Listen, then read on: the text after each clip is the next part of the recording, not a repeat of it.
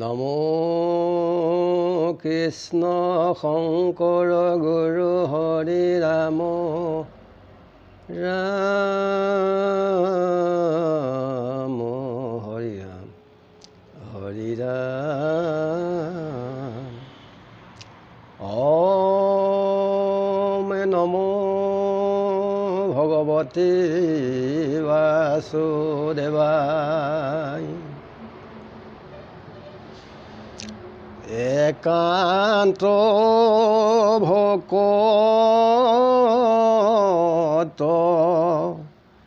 Zara হয় কিছু অৰ্থতাৰা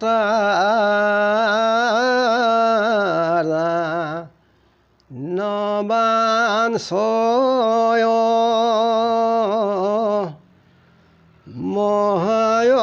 মহায়দভূত হৰি গো নাম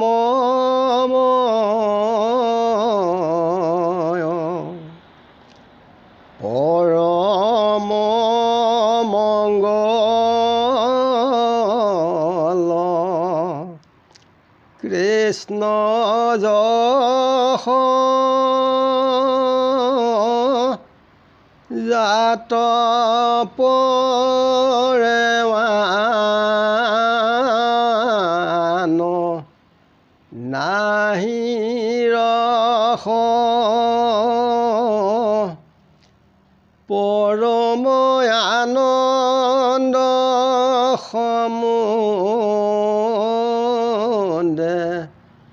মজিৰ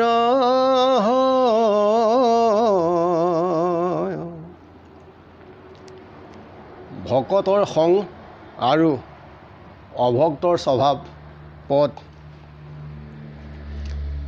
ৰাম ভকত সংগত আনন্দ লাগে সহায় সোতৰ বচনে বাৰলৈ ভিপাই অভক্তৰ স্বভাৱ মলিনয় তিশয়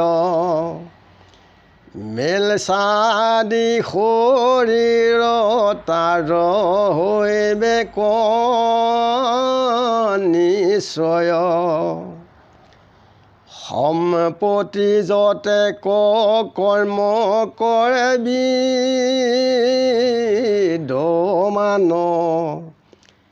নোহে সিটো শুভ নসমস্তে কল্যাণ কৃষ্ণৰ সেৱক হব পৰম নিৰ্মল জগত পবিত্ৰ কৰে তাহাৰা সকল তা সম্বাক সেৱাৱাতি কৰোঁতে সদায় ভক্তি প্ৰতিবন্ধ নষ্ট হোৱে সমুদায় গুছে সবে চিত্তৰ বিক্ষোভ আছে যত নিশ্চল ভকতি হুৱে কৃষ্ণ চৰণত অধময় ধাৰ হুৱে সন্তৰ সংগত ইহাৰ প্ৰমাণ লৈও সোতৰ বাক্যত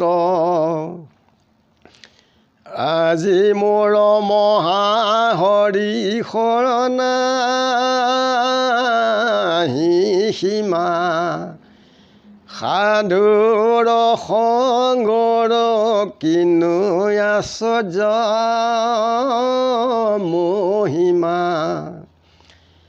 ক্ষত্ৰিয়ত হন্তে বাহ্মুনিত ভৈলো জাত অপবিত্ৰ সূত্ৰ জাতি জগতে পখ্যাত হে নমই ভৈল মোৰ জন্মৰ সাফল তোমাষাৰ সংগে মোক কৰিলা নিৰ্মল অকুলি নহেন দুখ মনত আছিল শোক গুৰ প্ৰসাদত সমস্তে গুচিল শৌনক প্ৰভৃতি তোৰা সবম হাজন তুমি সবে মোক সাদৰায় অনুখন তোৰা সব সমে কৰে লৌকিক আলাপ তথাপিতো দূৰ হোৱে তাৰ যত পাপ আছু ভকতৰ সম্ভাষণ ইটো কথা সন্তৰ স্মৰণে সুধি কৰয় সবৰ্থা।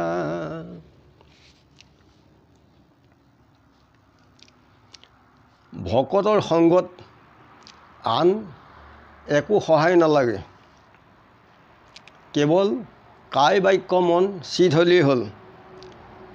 ঈশ্বৰ সেৱা কৰিবলৈ হ'লে কোনো ধন টকা পইচা নালাগে, নাহি শিকি টকা হানি কৃষ্ণৰ সেৱাত শৰীৰতো নাহি শ্ৰম জানিবা সাক্ষাৎ। ইয়াত কোনো কষ্ট কৰিব নালাগে, কেৱল বিশ্বাস হ'লেই হ'ল। বিশ্বাসেই নামৰ কক্ষা, বিশ্বাস নকৰিলে নামেই নকৰে ৰক্ষা।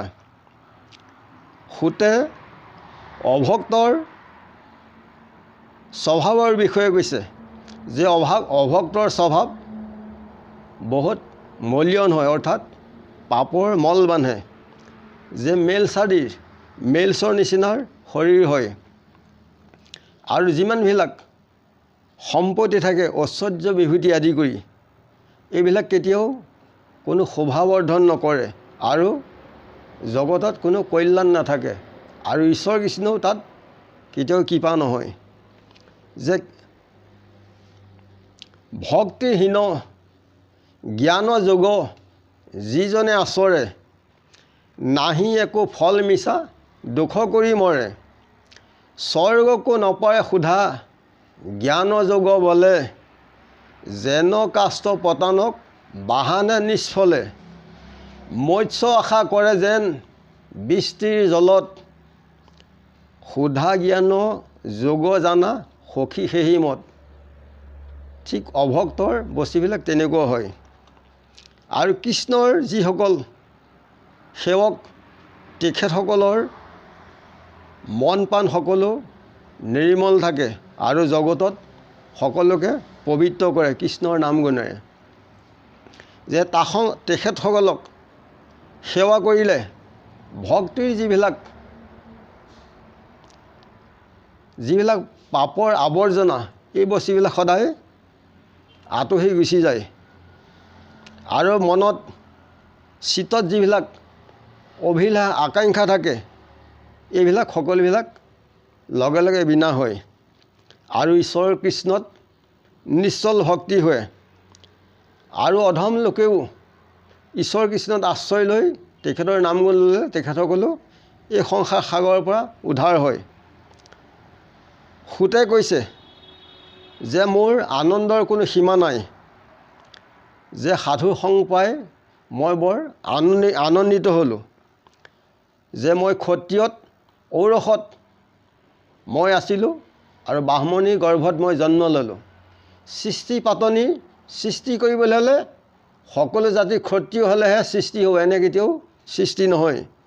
যে মই সূতে কৈছে যে মই অপবিত্ৰ সূত আছিলোঁ, গোটেই বিশ্ব জগতে জানে। যে আপোনালোকক পাই ঈশ্বৰ কৃষ্ণৰ নাম শুনি মোৰ জীৱন সামফল হ'ল আৰু মন মোৰ নিৰ্মল হ'ল। যে মই যে অকুলি নাছিলোঁ, এই দুখ মোৰ মনত অকণো নাই। যে সদ্গুৰুৰ কৃপাত মোৰ অন্তৰ পৰা সকলোবিলাক নাইকিয়া হ'ল। যে শৌনক আদি সকলো মহাজন, যে তেখেতসকলে যে মোক আদৰ সন্মান কৰিলে সৰ্বক্ষণে, যে তেখেতসকলৰ কৃষ্ণৰ নাম গুণ আলাপ আলোচনা শুনি মোৰ যিবিলাক পাপৰ আৱৰ্জনা আছিল সকলোবিলাক নাইকিয়া হ'ল। আৰু তেখেতসকলৰ সম্ভাষণ কৰাত সাধুসকলক স্মৰণ কৰাৰ লগে লগেই মোৰ মনৰ পৰা পাপ সকলোবিলাক আঁতৰি গ'ল কৃষ্ণৰ কৃপাত।